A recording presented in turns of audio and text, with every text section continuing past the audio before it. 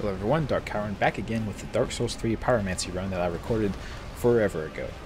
Now, last time we ended on a very clean Gorm the Giant kill, in an attempt to make myself look good before the inevitable secret being revealed that I am in fact a no-skill loser at this series of games. Unfortunately, we won't be getting to the two boss fights that I said would completely stomp my face in, because as it turns out, I had recorded this a long time ago, as I said, and my brain actually blocked out the horrible trauma of the next couple areas of the game. So we're going to cover those instead.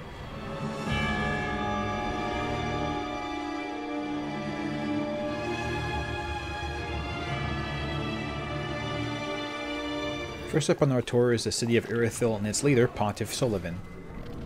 If you want to play him in hard mode, what you actually do is spec yourself for Pyromancy and then fight him exclusively with your +7 raw Astora sword. Now, try not to be too shocked, but that's actually a deliberate lie that I told you. The real reason is because Pontiff Sullivan is fairly quick, and he also has a good range of different types of attacks that he can do, and he also varies up his combo chains to be longer or shorter, so it's often difficult to tell when he actually has an open window to counterattack him. And with spellcasting, the issue there is if you don't have a good window to attack, the spellcasting animations can often end up getting you hit because you didn't actually have time to get the spell off before the boss turns around and smacks you in the face. Now, as the people who watch my streams and who watch the early videos and my live commentary for this playthrough can attest to, I often get fairly frustrated after a few failed attempts at something, and the sword by itself just wasn't really cutting it after a while. So I decided to change my strategy and rely on the actual thing I was building my character for, which was Pyromancy. So as it turns out, in order to win the day, I actually had to show the Pontiff the power of Izalith in both the form of the Chaos Bed Vestiges and also the Black Flame spell. The Black Flame spell did fairly good damage in his first phase. However, the Chaos Bed Vestiges were really good for his second phase. See, Pontiff's second phase becomes much more difficult to fight because he summons a clone of himself. And what happens is the clone will do an attack and then he'll immediately follow up with the same attack behind it. So it makes it really hard to dodge roll through attacks because the window of attack is getting so much larger because there's now two things doing them back to back at you. Fortunately enough, his summoning of his copy has a very long cast animation and it's a very obvious cast animation. And double fortunately, at my level, Chaos Bed Vestiges one-shots his clone.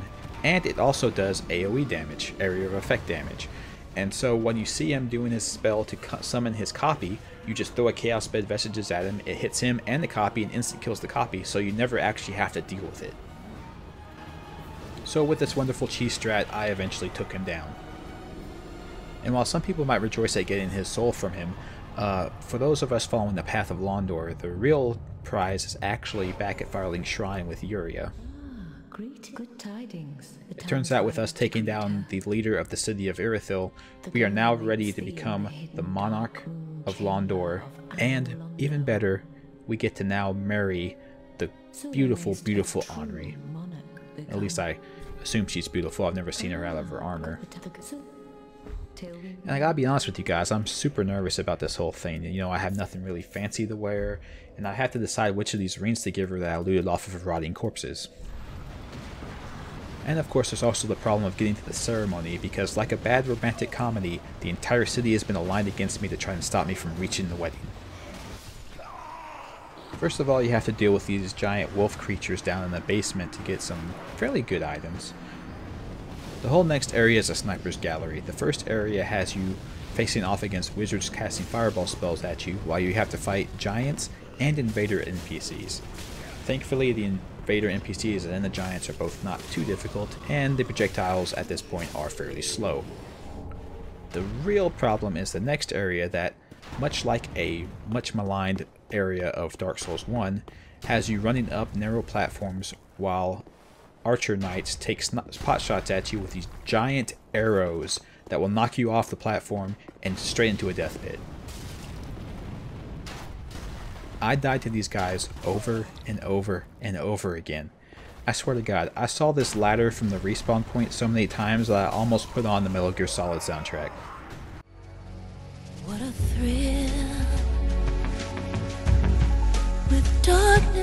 and silence through the night. It was all super frustrating, way more than the fight with Pontiff Sullivan actually was, but nothing will stop me from getting to my wedding. And eventually I got there, you know. It's in the fancy church. We even have an official of the state here to oversee things. And he gives me the ceremonial equipment of a sword. You know, maybe it's like a knighting ceremony, you know, like, I thus declare you my bride. And you tap her on the shoulder or something, I don't know. No, it's super weird that you're just laying there and have your face covered up with a sheet and... Oh, God.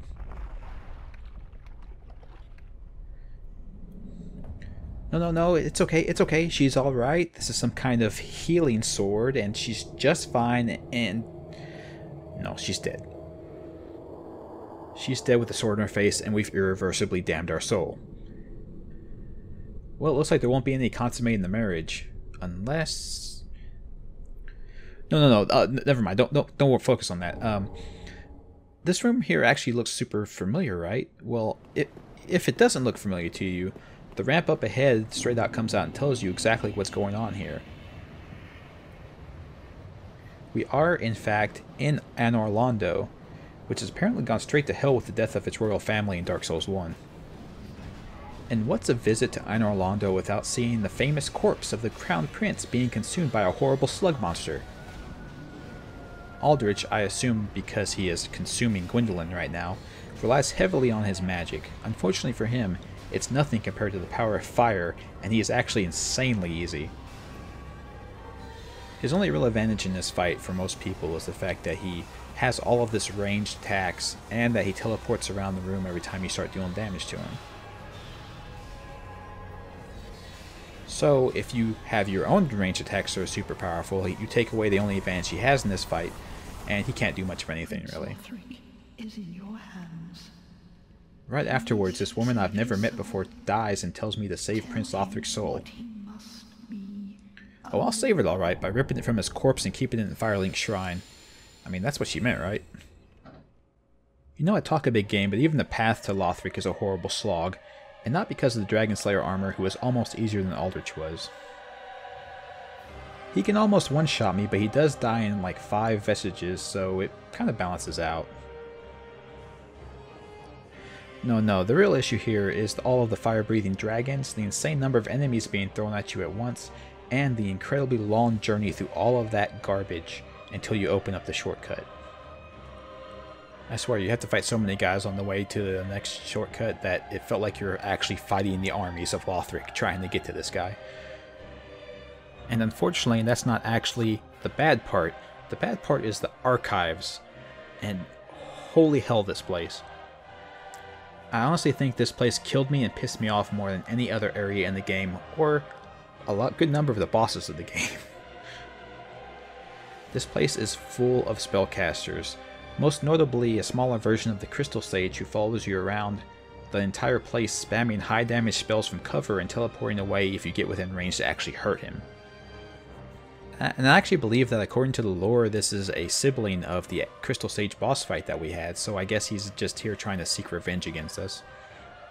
But anyway, in order to make the spellcasters way more annoying, this is actually a area that's a multi-level design, and unfortunately for me, it also confuses my small brain because it's like a maze, and I do really badly with remembering directions. Also, the place is full of invisible hands that reach out and grab you and curse you, and if you die, the walk back to this place is such a massive hassle. And honestly, that's what really keeps me from enjoying games like this. I really hate struggling through 20-minute slogs only to die at something that you have to kind of trial and error your way through to see what you have to do to get through it. And so you just keep dying and going through the slog and dying and going through the slog, and every enemy that you fight along the way has potential to kill you if you take them too casually, so you have to take everything super seriously, and it's this kind of non-stop high stress. You start to feel like Sisyphus pushing his boulder up the hill, and I don't know about you guys, but something that matches an eternal curse to given to somebody in hell doesn't count as a fun time to me.